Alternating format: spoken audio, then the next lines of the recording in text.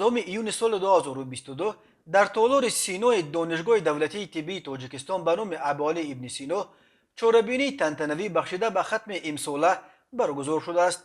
در این مراسم وزیر تندرستی جمال الدین عبدالله زاده و رکتور دانشگاه محمدشاه گلزاده به ختم کنندگان فاتحه راه دادند.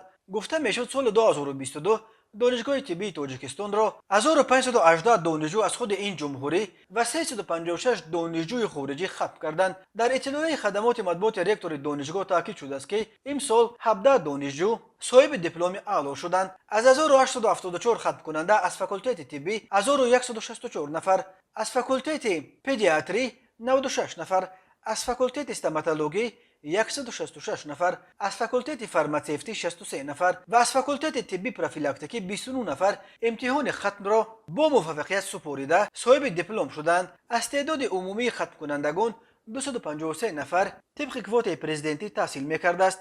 جمال الدین عبدالله زاده و محمدشاه گلزاده در سخنرانی‌های خود ذکر کردند که امروز دستپروران دانشگاه طبی تاجیکستان در بیشتر از 50 کشور دنیا کار و فعالیت دارند که این باعث افتخار ماست و برای بلند برداشتن آبروی و نفوذ وطن و ملت عزیزمان در عرصه بین المللی مساعدت میکند. نباید فراموش ساخت که ختم دانشگاه این هنوز سرشوی راه است. برای طبیب حاذق و دانشمند و مشکل کشای هزاران نفر نیازمندان گشتن باید من بعد نیز آموختن و تجربه اندوخته همکسبان کلانسال را از بر نمودن شیوه اساسی کار و فعالیت میگردد، زیرا تنها در عمل تطبیق نمودن دانش‌های طول 6 سال از بر نموده غمخوار و مشکل کشای بیماران و نیازمندان گشتن درجه کسبیت را معین می نماید و به باوری و اعتماد، اخلاص و اعتقاد مردم برده می رساند. تاکید شده است در گزارش نشر شده در سامانه دانشگاه. سالهای آخر برخی کادرهای ساحه تندرستی تاجیکستان را در دیگر مکتب‌های عالی از جمله در دانشگاه ملی نیز تیار می‌کنند و در دنقره نیز دانشگاه طبی تشکیل شده است. ولی باز هم دانشگاه دولتی طبی تاجیکستان به نام ابوعلی ابن سینا